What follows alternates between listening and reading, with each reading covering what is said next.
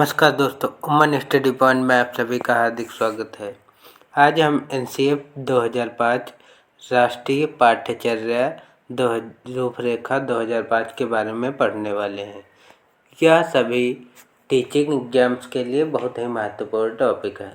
तो आइए स्टार्ट करते हैं आज का वीडियो। पहला प्रश्न है, भारत में राष्ट्रीय पाठ्यचर्या रूपरेखा एनसीएफ निम्नलिखित में से किस वर्ष लागू किया गया? पहला ऑप्शन है 2005, दूसरा ऑप्शन है 2007, तीसरा ऑप्शन है 2009 और चौथा ऑप्शन है 2012। तो इसका करेक्ट आंसर हो जाएगा ऑप्शन नंबर 1, 2005। जो एनसीएफ है 2005 में लागू किया गया। इसका फुल फॉर्म होता है नेशनल करिकुलम फ्रेमवर्क। चलिए बढ़ते हैं अगले प्रश्न की ओर। अगला प्रश्न है, राष्ट्रीय शिक्षा नीति के संशोधन हेतु 1992 का प्रोग्राम ऑफ एक्शन का सीधा संबंध निम्नलिखित में से किस विषय से है?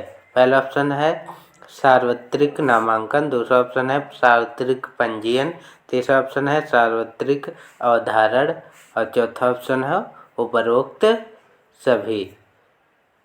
तो इसका करेक्ट आंसर हो जाएगा ऑप्शन नंबर 4, उपरोक्त सभी।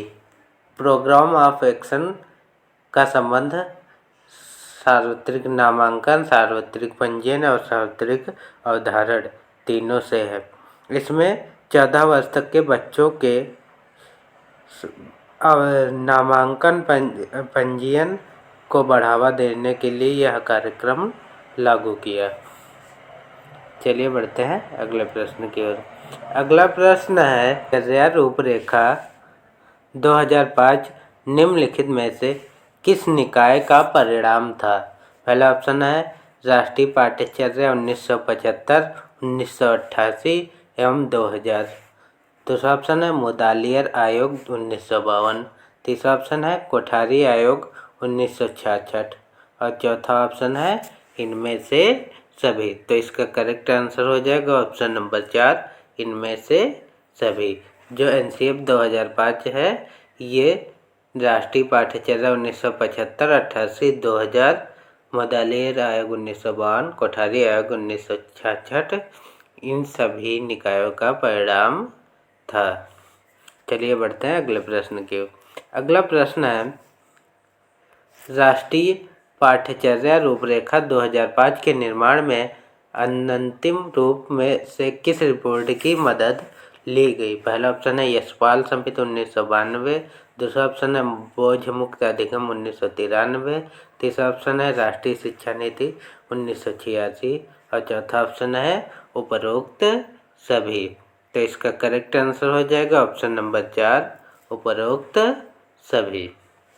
चलिए बढ़ते हैं अगले प्रश्न की ओर। अगला प्रश्न है, राष्ट्रीय पाठ्यचर्या रूपरेखा निम्नलिखित में से किस निर्देशक सिद्धांत पर आधारित है? पहला ऑप्शन है विद्यालयेतर ज्ञान की संबद्धता, दूसरा ऑप्शन है रटंत विधि से मुक्ति, तीसरा ऑप्शन है पुस्तकीय ज्ञान एवं परीक्षण प्रणाली में लचीलापन और चौथा ऑप्शन है उपरोक्त सभी।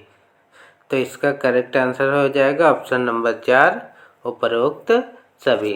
एनसीएफ 2005 ये विद्यालयेतर ज्ञान की संबद्धता, रटंत विधि से मुक्ति और पुस्तकीय ज्ञान एवं परीक्षा प्रणाली में लचीलेपन के सिद्धांत पर आधारित है। चलिए बढ़ते हैं अगले प्रश्न की ओर। अगला प्रश्न है, राष्ट्रीय पाठ्यचर्या रूपरेखा 2005 में निम्नलिखित में से किस विषय को अधिगम व सीखने की प्रक्रिया का मूलाधार माना गया है? पहला ऑप्शन है विज्ञान, दूसरा ऑप्शन है भाषा, तीसरा ऑप्शन सामाजिक अध्ययन और चौथा ऑप्शन है गणित। तो इसका करेक्ट आंसर हो जाएगा ऑप्शन नंबर 2, भाषा। एनसीएफ 2005 में अधिगम व सीखने की प्रक्रिया का मूल आधार भाषा को माना गया। भाषा के बिना जब तक बच्चे को भाषा नहीं आएगी तब तक वह ना ही पढ़ सकता है, ना ही लिख सकता है और ना ही बोल सकता है। चलिए बढ़ते हैं अगले प्रश्न की ओर। अगला प्रश्न है, निम्नलिखित में से किस विषय में अखिल भारतीय विद्यार्थी अनुत्तीर्णता की प्रतिशत सर्वाधिक है? पहला ऑप्शन है अंग्रेजी, दूसरा ऑप्शन है विज्ञान, तीसरा ऑप्शन है गणित और चौथा ऑप्शन है उपरोक्त सभी। तो इसका करेक्ट आंसर हो जाएगा ऑप्शन नंबर 4, उपरोक्त सभी। चलिए बढ़ते हैं अगले प्रश्न की ओर। अगला प्रश्न है, राष्ट्रीय पाठ्यचर्या रूपरेखा 2005 के अनुसार वर्ष में कितने दिन की अवधि पाठ्यचर्या निष्पादन हेतु रखा जाना चाहिए? पहला ऑप्शन है 180 दिन, दूसरा ऑप्शन है 190 दिन, तीसरा ऑप्शन है 200 दिन और चौथा ऑप्शन है 210 दिन। तो इसका करेक्ट आंसर हो जाएगा ऑप्शन नंबर 3, 200 दिन। चलिए बढ़ते हैं अगले प्रश्न की ओर। अगला प्रश्न है, अध्यापक शिक्षा के संदर्भ में एनसीएफ 2005 की मूल संकल्पना है।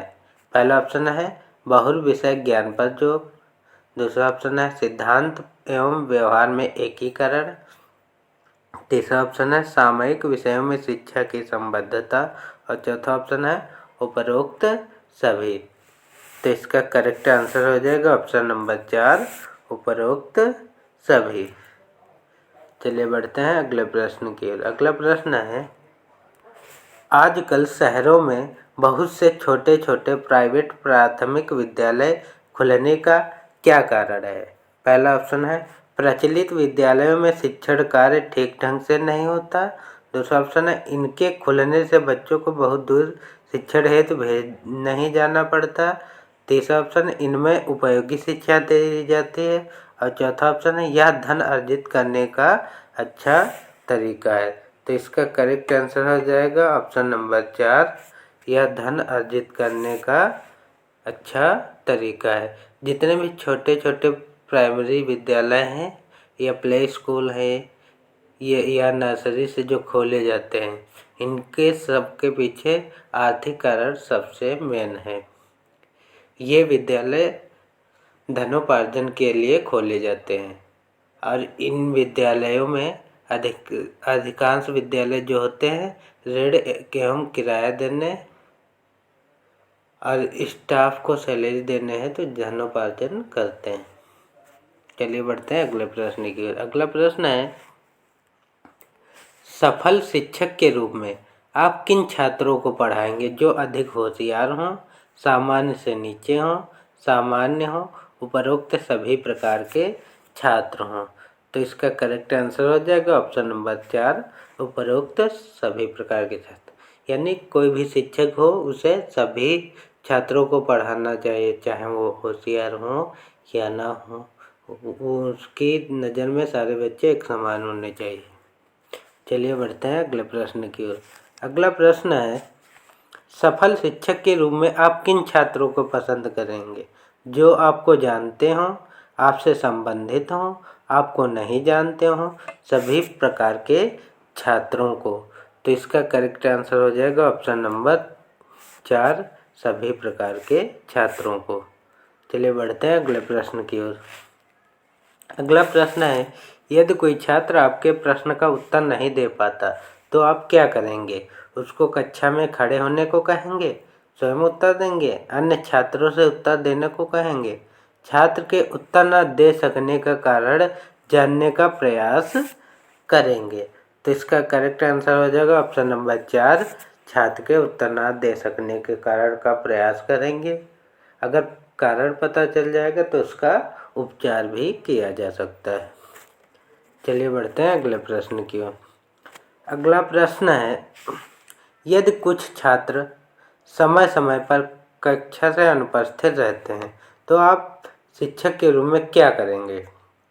पहला ऑप्शन है उस छात्र से कारण पूछेंगे, दूसरा ऑप्शन है अभिभावक से कारण पूछेंगे, तीसरा ऑप्शन है कक्षा के अन्य छात्रों से पूछेंगे और चौथा ऑप्शन है विद्यालय के अन्य शिक्षकों से पूछेंगे। तो इसका करेक्ट आंसर हो जाएगा ऑप्शन नंबर 2, अभिभावक से इसका कारण पूछेंगे। चलिए बढ़ते हैं अगले प्रश्न की ओर। अगला प्रश्न और आज का अंतिम प्रश्न, प्राइवेट शिक्षण केंद्रों का मुख्य उद्देश्य क्या होता है? परीक्षा पास कराना, धन अर्जित करना, छात्रों की कमी को पूरा करना, उपरोक्त सभी उद्देश्य।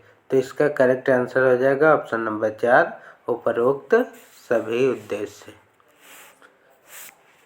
तो यही रही आज की वीडियो। इस तरह के अन्य भी इम्पोर्टेंट बिंदुओं पर क्लास देखने के लिए चैनल को लाइक करें, शेयर करें, सब्सक्राइब करें। धन्यवाद।